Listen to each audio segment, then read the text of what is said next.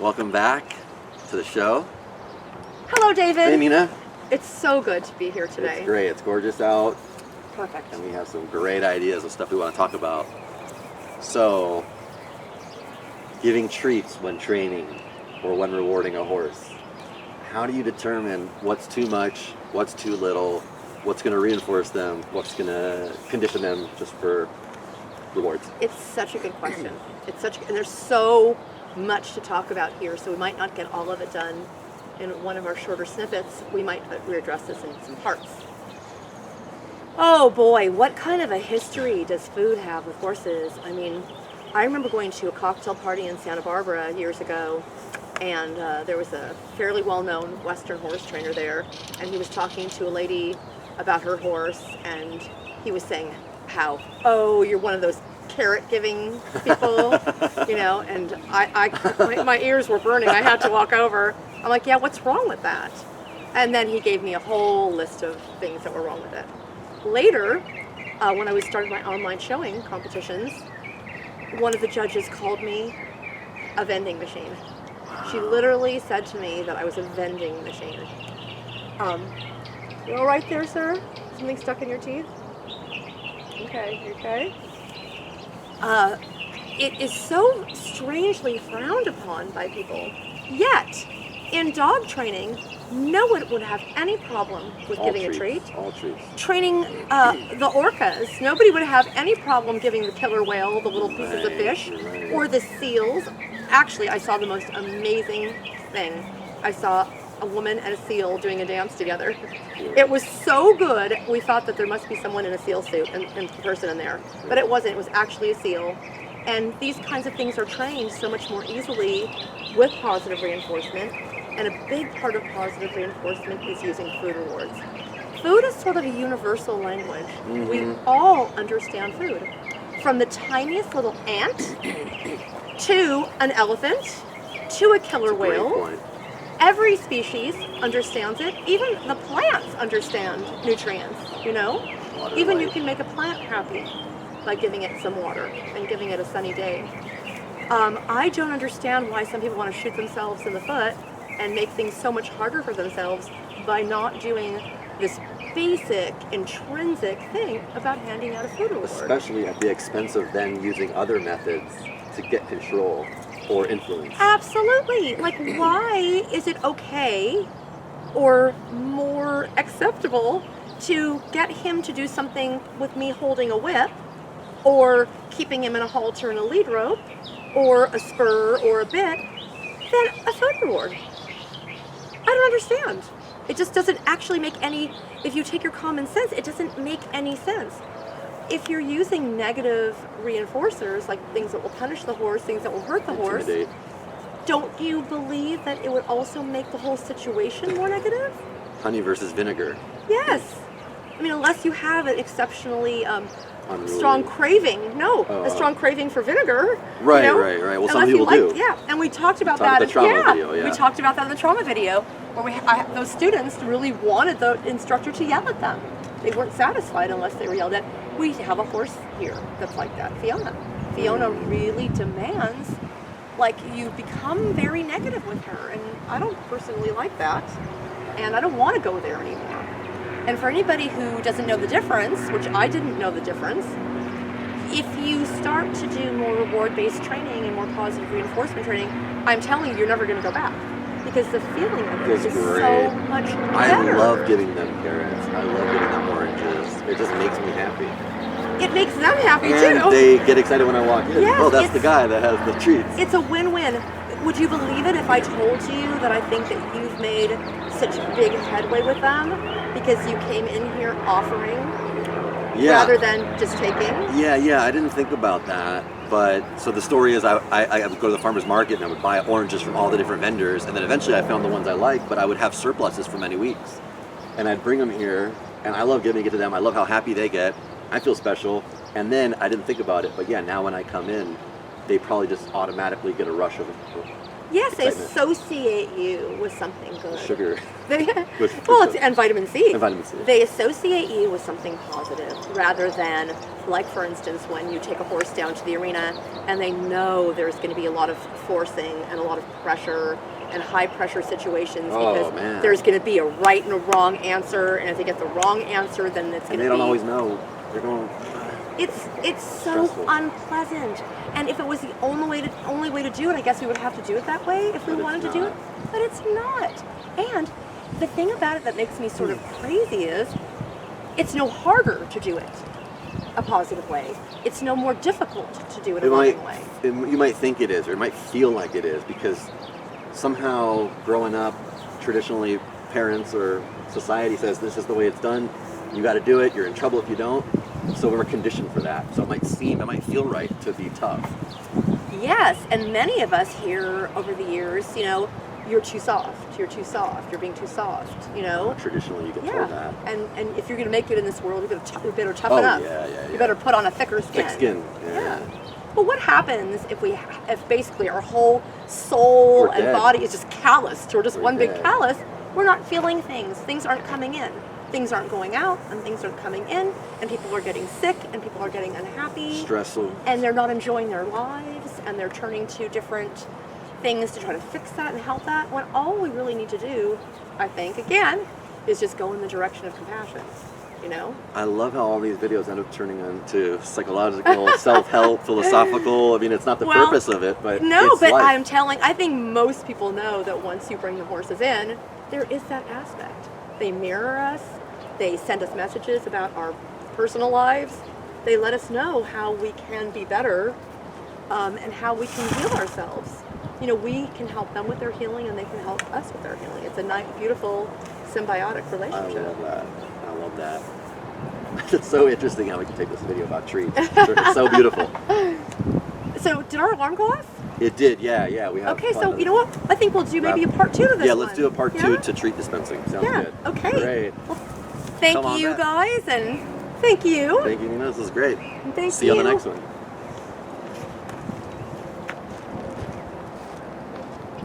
So the next one.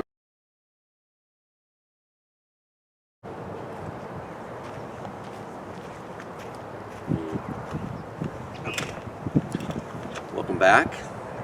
Hello, David. Hello, Nina. Hello, Trevi. So, part 2 to dispensing treats. Is it too much? Is it too little? How do you train your horse?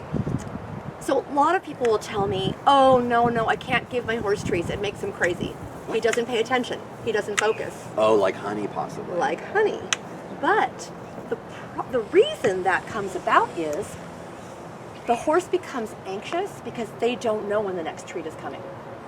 Travi, on the other hand, he always knows. I am stuffing them in his face. So he doesn't have to worry about it. And he doesn't worry about it. And this is a real thing. That's crazy. I'm sure there's an actual word for it in positive reinforcement. I'll have to research that and get back to everybody on that. Or you can research it. Where you give more than enough treats. You keep the mouth full. 2 things about that. Number 1, the horse loses any anxiety about searching. They are not searching you for treats. They know, okay, just a few moments after I'm done chewing or More after I do the next request, I'm going to get them. You have to be consistent. It's people that are consistency, not able to manage the consistency part. Yeah. People who, I hate to say the word stingy, but people that are stingy with the treats. If you use treats in a generous, ample way, the horse, it has the opposite effect. They don't want more. They're actually, okay, fine, you can slow down with the treats. Sometimes They're he'll be chewing, and I'll even offer him something else, and he's looking at me like, what are you, crazy? My mouth is full. Like, hold on, just hang on to that one. It's the funniest thing when they're chewing and you put it up and you're like, I'm busy. Exactly. But it's also a good reinforcer to know, but I got him for you. You do not ever have to worry They're about watching that. you and they're like, okay, I'm safe. The Brits call it mugging. They're mugging for treats. He's not, maybe every once in a while, if I'm not paying attention to him, I'll get some mugging because he's going to say, hey, can we do something that I can get some treats? But when we're in a training session or a schooling session or a gaming session, no, he knows the deal. The deal is I'm going to ask you something. You're going to respond. There's no right or wrong. You're just going to give me your honest response, and then you're going to be rewarded for it. You guys are speaking the same language. Yeah, So he's not saying, hey, what's going on? I'm hungry. There's no confusion. So that crazy treat thing is really just confusion about the treats. Once they know there is there's a rhyme and a reason to all of this, and you know how smart they are. They will all learn this very quickly, but only if you're consistent, like any other sort of training. If you are consistent, you will get the results you want, and that includes the feeding of the treats. Yes, you can make a crazy, bitey monster by not being consistent with the treats, and the horse gets frustrated and doesn't understand what's going on. But if you use them in a consistent fashion, the treats will make everything easier and faster, and faster. So for a practical example, with Maverick, when I train him, he does go towards the fanny pack, even though I'm always giving it to him. It's such early days. Okay. He has no idea about this kind of schooling. I don't think anybody was overly punitive with him because he's a good boy, and I think he was a people pleaser. So we probably didn't have to tell him something too many times. But with the treats, he's very excited about it, and I don't think he has a lot of experience yet. It's all new to him, so he's like, yeah. Unlimited carrots. Yeah, he doesn't know that fanny pack is just a wellspring, and more and more and more and more is going to come out of it. Once he realizes that, he will focus more on the work and less on the fanny pack. Gotcha. Yeah, we just started with it. Yeah, many people will not go past that point. You have to go past the point. People get frustrated that their horse. And they say to me, no, it doesn't work. I'll have to keep the treats off to the side, or I'll have to do this, or I'm like, okay, you'll do whatever you think you have to do, but I could almost write you a guarantee that if you just went past the point, it would all come together. Like any other thing that makes sense. have to get used to and build a language. Habit building, goal building. Yeah, Right. yeah. Sometimes you got to push past a point of frustration, and then all of a sudden, they're trusting and they're not constantly. Absolutely. Going to that Now pocket. here's the second part of keeping their mouth full. What even you, I think, as a novice horse person, have probably read or seen stuff about this. What do you know about a horse when they're licking and chewing? They're getting positive satisfaction, or they're busy, they're occupied. Yes, and when a horse is eating out in nature, because it's a prey animal, it has to be fairly relaxed, right, to eat. Oh, I thought they also have their brain scanning too. They do, but I'm going on a different line of thinking. Okay, I'll follow so you. when they're eating, usually they're relaxed. They've surveyed the area. And then, gotcha. And they're like, okay, they're settled in. It's safe. I can settle. I can eat. So simulating that for them puts them in a more relaxed place. Easier to focus. Licking, there's chewing going on. There's also eating going on. Generally, I'm a horse. I usually only feel like I can eat when I'm pretty safe. Otherwise, it's not so good for me to put my head down. I love that and start to eat. association. So food is only positive. There'll be people that say, oh, well, my horse isn't afraid of the whip, so it doesn't bother them. Well, some will, some won't. Even the one that you don't think is being bothered may have some feeling or opinion about it. The food, only good. Right. Good. There's Yes. no negative association with food. Again, except for the anxiety part when you have a human who is a withholder. And then the human has to learn again how to give a treat and how often to give and how to be consistent. And it doesn't have to be as much as I'm on one end of the spectrum where I'm overly abundant. You don't even have to be overly abundant, again, as long as you're consistent. So the horse knows. I do X, Y, and Z, and then I get a treat. For me, it's you do X, and then you get a treat. Maybe for someone else, it's you'll do X and Y, and then you'll get a treat. Maybe someone else is you'll do X, Y, and Z twice, and then you'll get a treat. As long as the horse knows. Right, as long as the horse knows, but I like how you taught me that as soon as they land, give them a millisecond or two, and then treat. So they can go, okay, I just did that. I settled. Almost like how a gymnast flips and then lands. And in the beginning, more is better. As you go along, you might find that you want to do a longer sequence of something. Okay, and good. then you have to let them know, okay, now we're going to do this, and then you're going to get the treat. And generally by that time, though, you have it built into the relationship that they trust you, and they know that you're not You're withholding. not, you're not They're just like, oh, squeezing them. why didn't I get it? Well, let me see. I trust her, so let me do one more thing, and Got then it. I bet I'll get it. I was gonna ask, but And then once he can do 2 things and get the treat, then you could do one. then you can do 3 things, and then you can do 4 things, and then you can do a whole routine and with a jackpot at the end. So it's a lot of basic psychology. Yes, it is, and you have to build, And build, baby steps. Yeah, baby steps, layering, Yes. and getting feedback. Maybe they're tired. Maybe they've had Absolutely. enough. And then, Yes. like, I know you're really good. You're really intuitive with him because you've been working with him for a long time. And some days he's just not in the mood, or when he gets Yes, tired. yes, or I can tell I maybe only have 1 or 2 more asks before he's going to lose his focus. Yeah, we don't all feel like doing certain things every day. He's very generous to me. He will usually always at least give me a chance to do the thing that I want to do, you know? Today you get one chance. Yeah, these are great videos. Thanks for sharing all this. Is there anything else?